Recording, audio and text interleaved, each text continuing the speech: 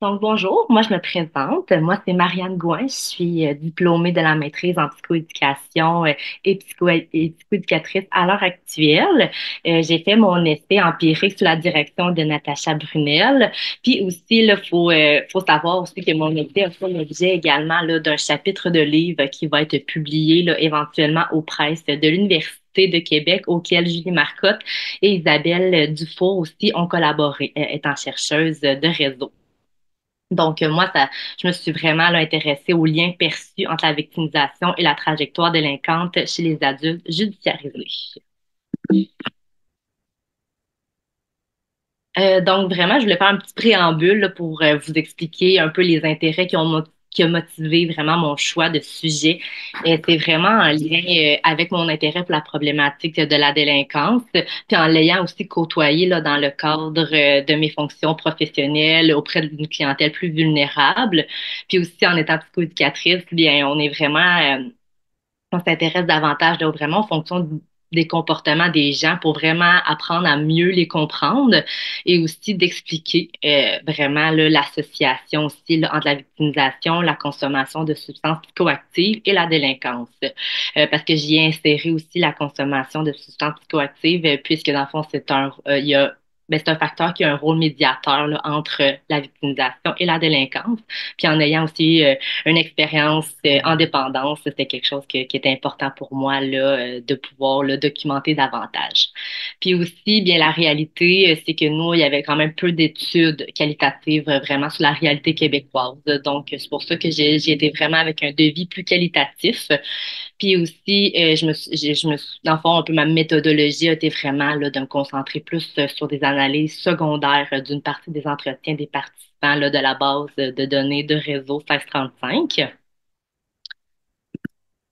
Excusez. Donc, par rapport à ma recension des écrits, les concepts que je me suis vraiment concentrée ont été vraiment en lien avec la victimisation, la consommation et la délinquance. Donc, c'est ça, la victimisation est un facteur de risque de la délinquance. Dans le fond, certains auteurs ont montré une association entre les événements traumatiques vécus à l'enfance et à l'adolescence avec les troubles de santé mentale, les comportements agressifs et la criminalité à l'âge adulte.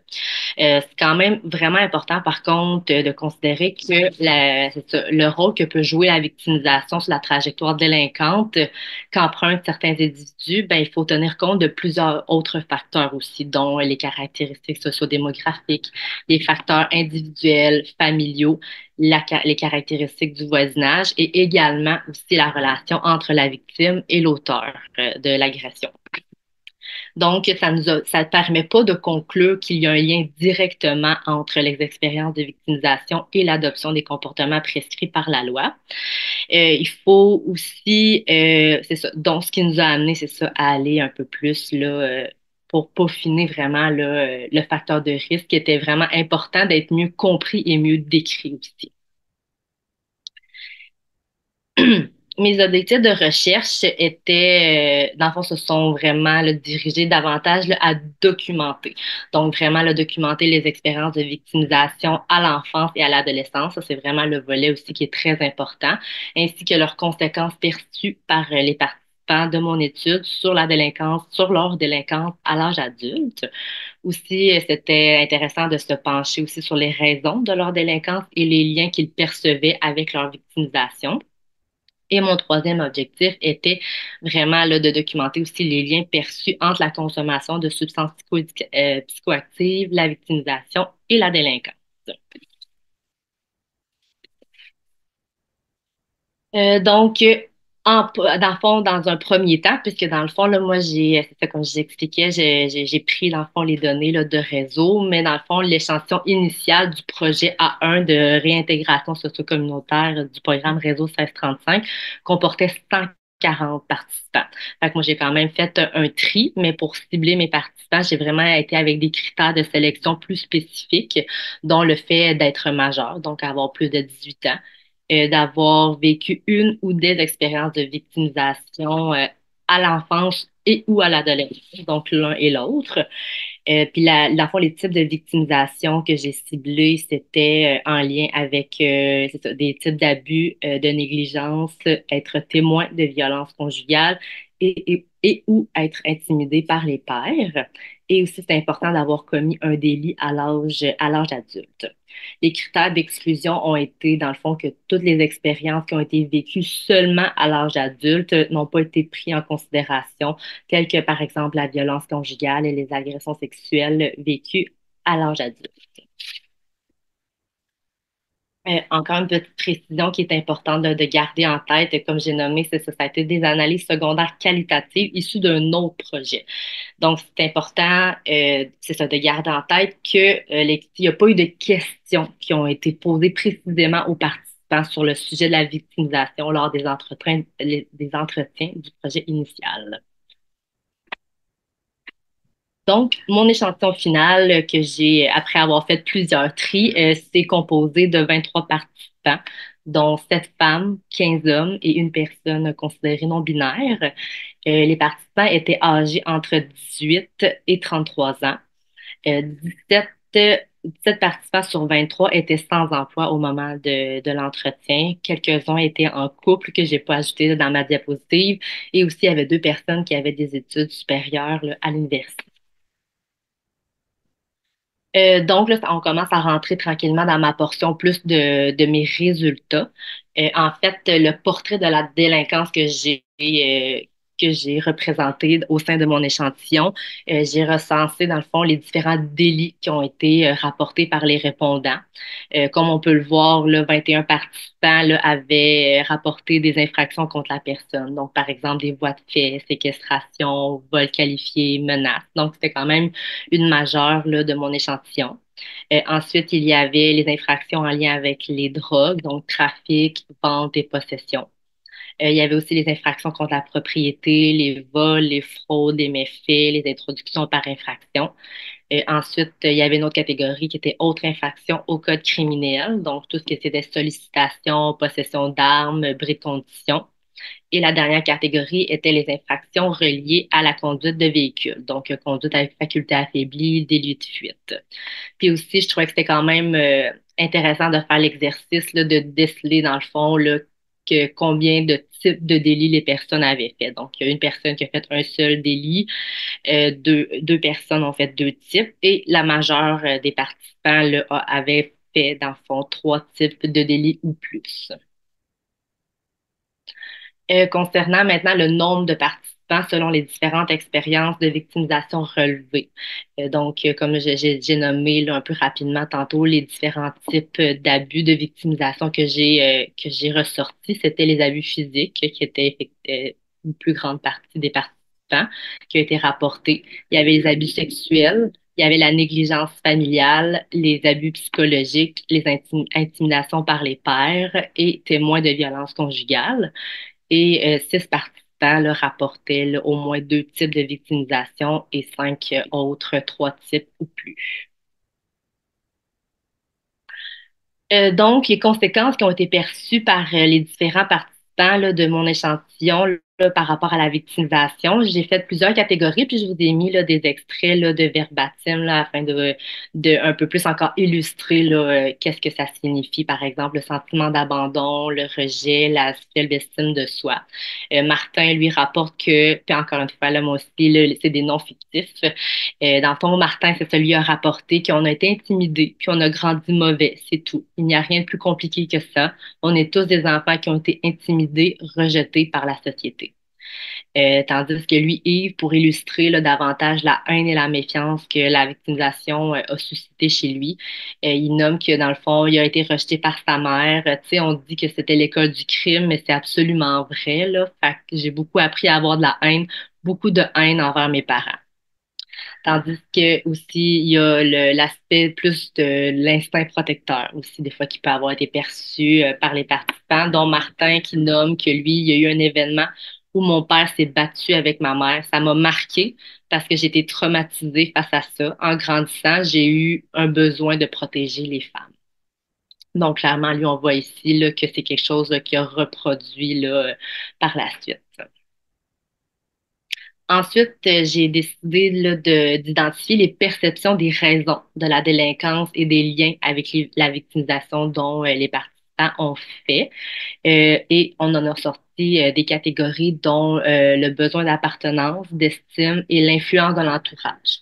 Donc, Emmanuel dit mes faiblesses, c'est ce que je me fais influencer. Je me suis fait beaucoup influencer dans les délits que j'ai faits par mon ex puis par mon entourage. Si je n'avais pas eu ce monde-là autour de moi, je n'aurais sûrement pas fait ces délits-là. Fait que Emmanuel le nomme très bien que sans son entourage, sans son environnement, ben, il n'aurait pas été amené à poser là, des gestes délictueux. Sinon, il y avait aussi un besoin de défier l'autorité, d'avoir du contrôle et de se défendre. Donc, Sébastien lui rapporte que la seule manière que j'avais d'avoir de l'attention, c'est en faisant justement des délits comme ça. Le pourquoi je voulais faire chier la police. Pourquoi? Parce que c'était une sorte d'autorité pour moi, puis ça me ramenait à mon père. Fait que là, ici, on voit que Sébastien, là, il a vraiment un peu transposé l'image de l'autorité à la police, mais dans le fond, ça le ramenait vraiment là, à ce qu'il avait vécu avec son père. Et aussi, il y avait une autre catégorie qui était la transmission intergénérationnelle de la délinquance et la répétition de la victimisation. Donc, lui, Sylvain, l'illustre de cette façon-là en disant que j'ai souvent fait de la prison un peu par rapport à ça parce que j'étais violent envers mes conjointes. Il y avait des chicanes, puis ainsi de suite. Tu sais. J'ai comme répété les mauvais comportements que j'ai vus puis que j'avais subis auparavant étant plus jeune. Fait que là, clairement, Sylvain, lui, a été témoin de violences conjugales entre ses parents. Fait que c'est quelque chose qui lui a amené à répéter là, à l'âge adulte, là, plus des chicanes, puis la violence, à perpétuer en fait la violence conjugale auprès de ses conjoints. Voici aussi un petit portrait de la consommation de substances psychoactives au sein de mon échantillon. Fait que 23, en fait, tous les participants ont abordé la consommation au cours de l'entrevue. 19 participants ont suivi une thérapie ou ont eu un suivi pour la consommation. Et 18 des participants ont établi un lien entre leur consommation et leur criminalité. Fait que quand même, c'est plus de la moitié là, des participants quand même qui ont établi un lien. Puis en fait, qu'est-ce qui est sorti de ce lien-là, beaucoup là, par rapport à la fonction, comme tantôt je parlais beaucoup de la fonction des comportements chez les gens, mais la fonction de du comportement de consommation chez les participants, c'était vraiment une consommation analgésique ou amnésique reliée à la victimisation et à la délinquance. Puis Raymond en fait très bien l'exemple en nommant qu'aujourd'hui, j'ai compris le pourquoi je me gelais parce que j'avais des émotions non gérables que je n'avais pas appris à gérer tout petit et que ça l'a monté avec le temps. Fait que lui, il a vraiment eu une accumulation de plusieurs émotions plus difficiles, désagréables, qui lui a amené à dire, OK, ben là, j'utilise la consommation là, pour faire taire toutes ces émotions-là. Donc, ça m'a amené à ressortir quatre grands éléments dans le fond, mes résultats de recherche. Dans le fond, comme dans certains écrits scientifiques que j'ai recensés, tu sais, mes résultats révèlent vraiment que la victimisation peut ébranler le sentiment de sécurité et affecte la perception de soi. Dans le fond, c'est que ça vient vraiment atteindre la façon dont les jeunes vont se percevoir, mais également percevoir aussi les autres de leur entourage. Puis aussi, les enfants qui ont vécu des expériences de victimisation vont souvent grandir avec un sentiment de pas être à la hauteur des attentes de leur entourage, d'avoir peu de valeur, puis de pas être même digne d'amour. Aussi, les sentiments là, de rejet qu'on a parlé, d'abandon, puis la faible estime de soi, évoqués un petit peu plus tôt, vont aussi entraîner un besoin de s'affilier et d'agir aussi pour combler les besoins d'appartenance, d'amour, de reconnaissance qui ont pas été satisfaits dans l'enfance et ou l'adolescence. Donc, pour certains, l'acceptation au sein du groupe était tellement important que pour pas vivre de rejet de nouveau, ben, ils se sont comme conformés aux règles là, de leur gang, de leur groupe, là, puis ce qui a amené aussi là, à adopter des comportements délinquants. Aussi, on peut parler d'une reproduction de la délinquance qui peut s'opérer. Donc, tout ce qui est par rapport même à la théorie aussi de l'apprentissage social de Bandura. Lui, il met de l'avant que les comportements aussi délinquants observés depuis l'enfance, combinés aussi à l'absence d'occasion de modeler et de répéter des modèles prosociaux, vont amener les gens à opter là, pour la délinquance et la consommation de substances psychoactives. Donc, par exemple, le fait d'avoir été témoin, là, comme on disait, de violences conjugales ou d'avoir été victime d'abus va apporter possiblement peut-être un individu à considérer que ces comportements-là sont soit normaux ou attendus.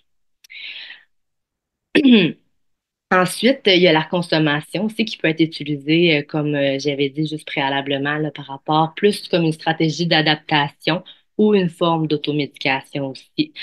Donc, l'environnement qui est plus victimisant va offrir peu de stabilité et peu d'encadrement et propose des modèles déviants qui vont être susceptibles d'encourager en fait les comportements à risque tels que la consommation et ultimement la délinquance. Donc, certains participants l'ont très bien nommé qu'eux se sont tournés vers la consommation pour tenter de faire face à la réalité et aussi, c'est ça, dans le fond, tenter de s'adapter à la réalité et aussi un peu le venir, comme Raymond l'avait dit, là, geler les émotions. Et la quatrième catégorie qui en est ressortie aussi là, des résultats, c'est vraiment en lien avec un trop-plein d'émotions négatives qui peut générer des tensions. Fait que la théorie des tensions de Agnew, qui sont soulagées par les comportements délinquants. Donc, les liens que les participants ont établis dans le fond de l'étude entre leur agir délinquant et les émotions négatives découlent de la victimisation. Puis ça peut être compris, c'est ça, par la théorie des tensions de Agnew. Les différentes limites de mon étude, en fait, c'est que la réalité féminine a été un peu moins représentée là, dû au fait que j'avais un faible échantillon de femmes dans mon étude. Et aussi, comme j'avais mentionné comme précision, c'est que ça ne tient pas compte de la victimisation à l'âge adulte. Parce que dans le fond, on exclut la majorité des expériences de violence conjugale et d'agression sexuelle que les femmes ont pu vivre à l'âge adulte. Donc, ça serait intéressant de documenter davantage des conséquences de la victimisation vécue à l'âge adulte sur les parcours de délinquance et ou de désistement aussi des personnes, en incluant une portion aussi plus grande des femmes dans les échantillons de personnes judiciarisées. Aussi, qu'est-ce qui était important de prendre en considération dans mes limites, c'était les biais possibles reliés aussi aux entretiens qualitatifs semi-dirigés, qui peut comporter, dans le fond, des biais de désirabilité sociale, des biais de mémoire et de perte d'information, aussi qui ont pu influencer là, la réponse des participants. Puis aussi, il faut prendre en compte, ça, je l'ai pas mis dans ma diapo, mais aussi que le fait de reposer sur des devis qualitatifs, ça permet vraiment de cibler les perceptions. C'est vraiment les perceptions des individus judiciarisés qui ont fait expérience de victimisation à l'enfance et ou à l'adolescence. Puis ça permet aussi vraiment de nous diriger vers une meilleure compréhension aussi du contexte, de la fonction des comportements et des conséquences aussi de la délinquance pour les individus victimisés. Ça met un petit peu la table aussi tranquillement là, aux recommandations cliniques, mais ça permet aussi d'être plus sensible en fait là, aux enjeux particuliers des personnes qui ont vécu des expériences de victimisation à l'enfance. Puis ça permet aussi d'avoir peut-être d'ajuster nos interventions là, en fonction de ça. Donc, les recommandations cliniques, dans le fond, c'est vraiment d'être plus sensible à la perte des traumas dans nos interventions. Ici, je mets pas un petit bémol, mais de faire attention aussi de ne pas conclure qu'automatiquement quelqu'un qui a vécu des expériences de victimisation à l'enfance va nécessairement occasionner un trauma chez cette personne-là. C'est possible, mais c'est pas toujours le cas. Fait que je voulais quand même le préciser, mais c'était quand même intéressant quand on s'intéresse au désistement du crime, de considérer en fait vraiment là, ce que les gens ont pu vivre dans le passé, qui adoptent par la suite des comportements plus délinquants. Aussi, c'est d'aller voir au-delà du comportement, comme je l'avais nommé. C'est ça, l'éducatrice nous amène c'est ça, à plus identifier les fonctions des comportements. Fait que ça nous amène à aller voir davantage des fois les raisons intrinsèques des gens là, à poser certains actes. Et aussi, il y a l'étude de Buis et ses collaborateurs qui suggèrent d'avoir vraiment une approche moins punitive au sein là, du système judiciaire et correctionnel, puis de se doter de professionnels aussi, de travailler en collaboration avec des professionnels qui vont offrir du soutien à ces personnes-là pour mieux dépister puis expliquer aussi les raisons sous-jacentes aux actes criminels. Puis, puisque dans le fond, mon essai était dans le cadre de ma maîtrise en psychoéducation, ben c'est sûr que la psychoéducation peut répondre à cette recommandation-là, puisque, comme je l'ai nommé, là, en lien avec la fonction des comportements, mais aussi là, pour mettre en place des stratégies d'adaptation pour aider ces personnes-là à en développer de nouvelles, pour déterminer, c'est ça, pour les aider là, dans leur cheminement. Fait que voici la fin. J'ai pas fait de petits diapos, merci, mais c'est ma liste de références. Fait que je pourrais répondre à vos questions si vous en avez.